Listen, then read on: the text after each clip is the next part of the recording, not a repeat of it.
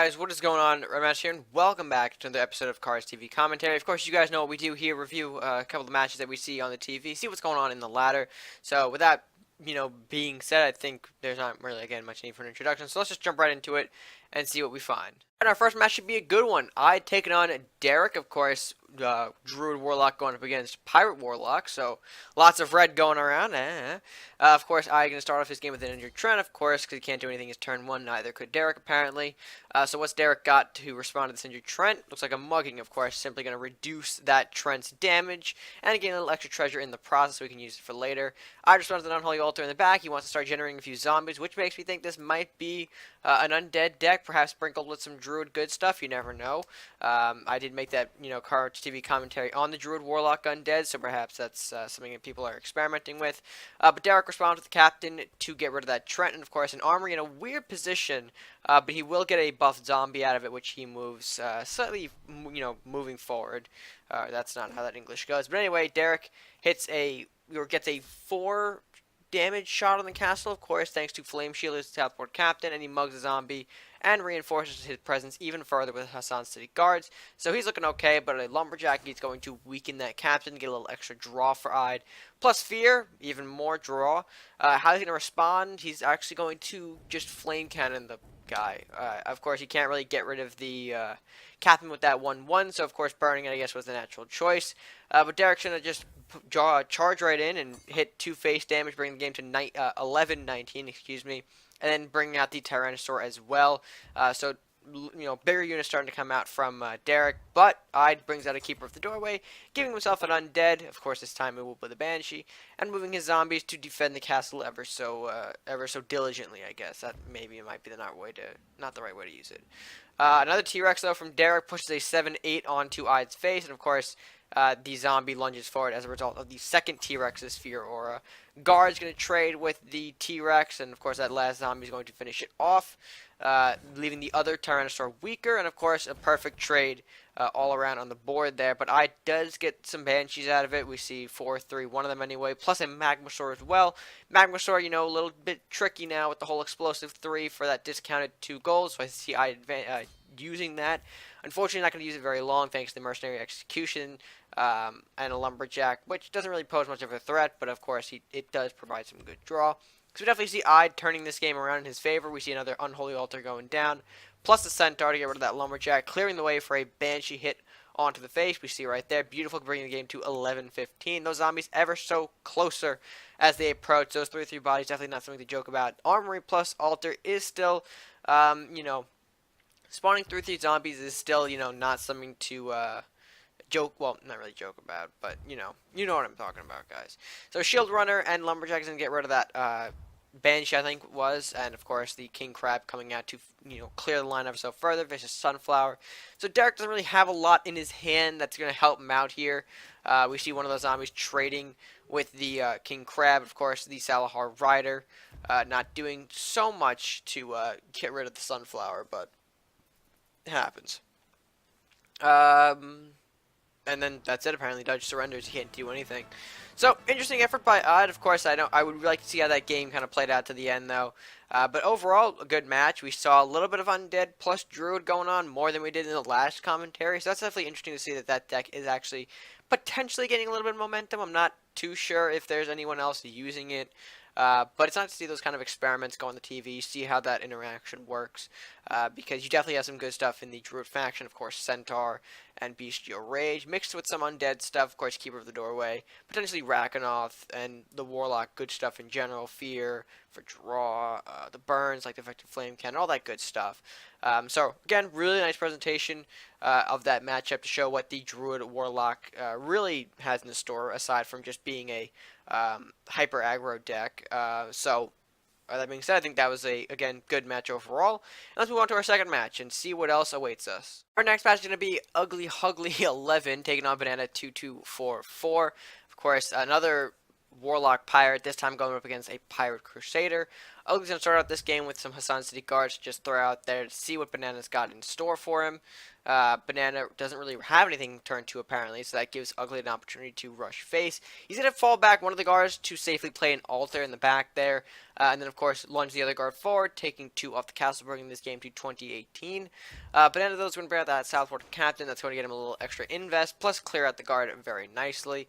Ugly has to respond with a well, he chooses, I didn't say have to, but he chooses to respond with a Chaotic Storm, which does actually clip the captain there, bringing the game to 2016 as a result of the remaining 2 damage moving to face. Banana responds with the Medal of Bravery, so a Salahar Rider coming out, not really using his invest gold, keep in mind. The last Will of Salahar is going to hit the Hovel, and a Minotaur comes out. So the Minotaur is a good presence, definitely something that is interesting to see early on. The Gravestalker, though, from Ugly is going to make short work of that, unfortunately, plus the Guard and the Rat. But he actually chooses not to use those and goes with the Defective Flame Cannon Burn.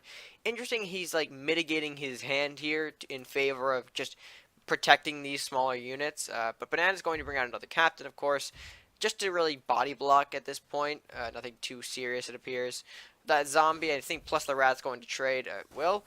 Okay, and he's going to probably lunge for another 2 damage at the castle. Not before placing down another Hovel, though, and an Acolyte to reinforce his presence ever so further, bringing the game to 17-14, excuse me, as a result of that guard hit. Swordsman, though, coming out from Banana thanks to his invest. Of course, clipping the rat there and getting the guard in the process.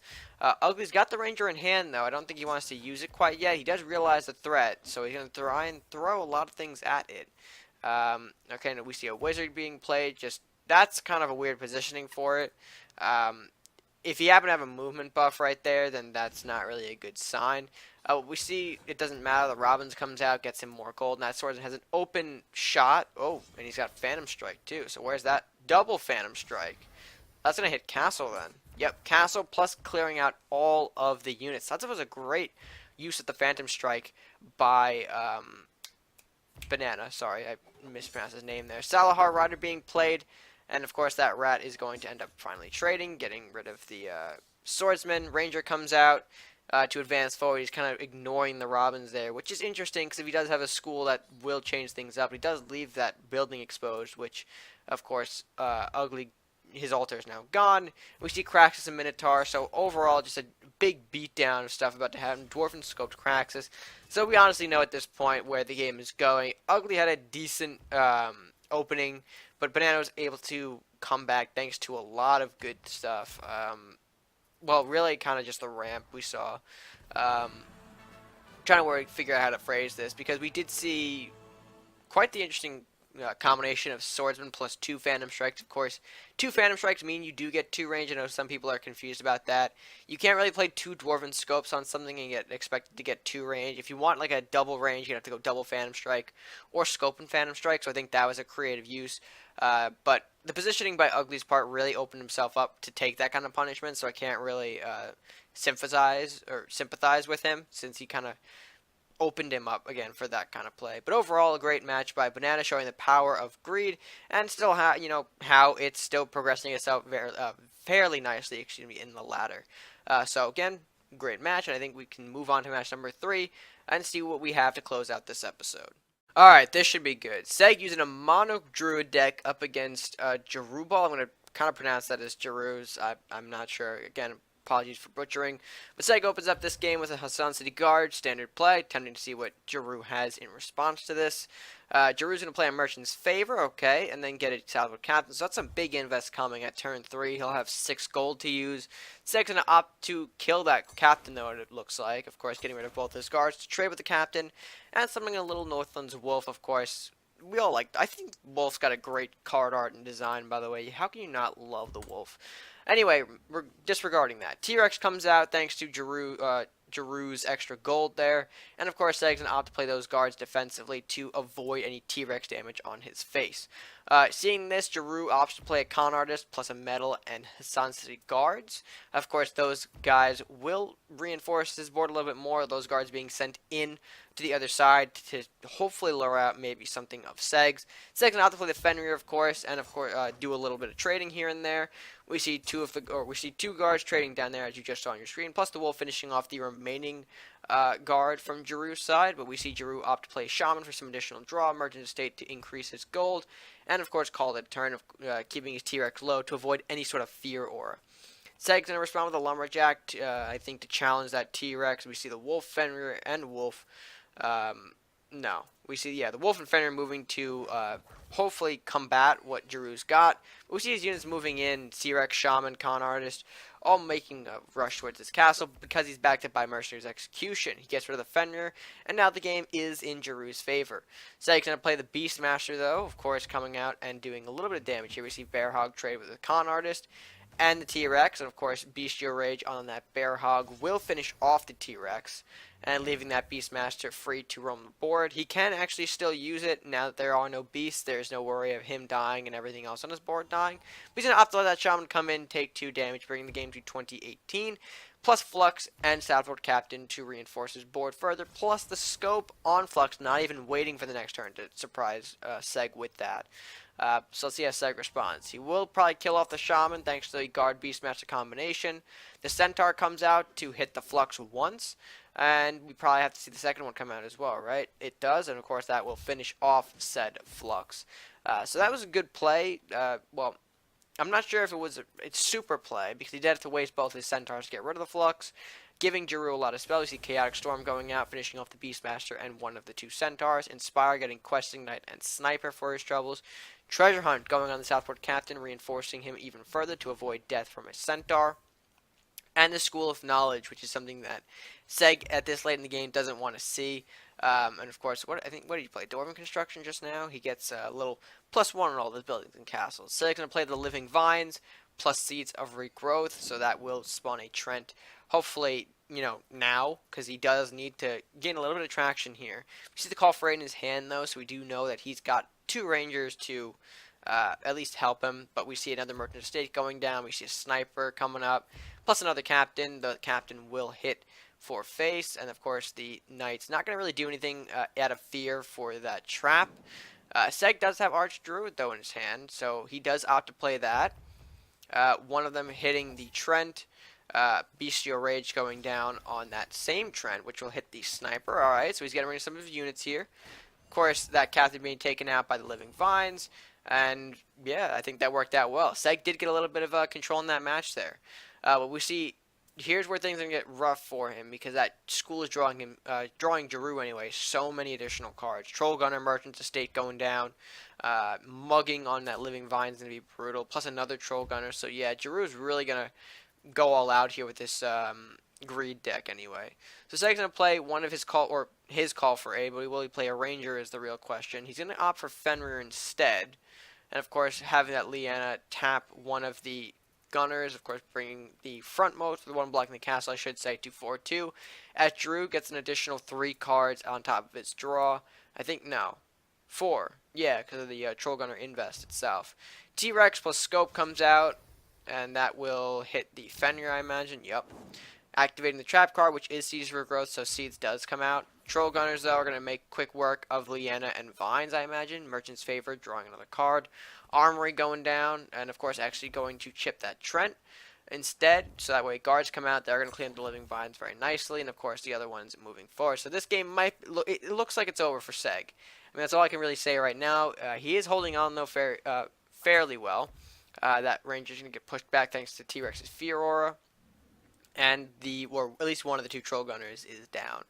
We see Jeru gain an additional 3 cards, make that 4 actually, because I keep forgetting that there is that +1 from some sort of treasure that he uses.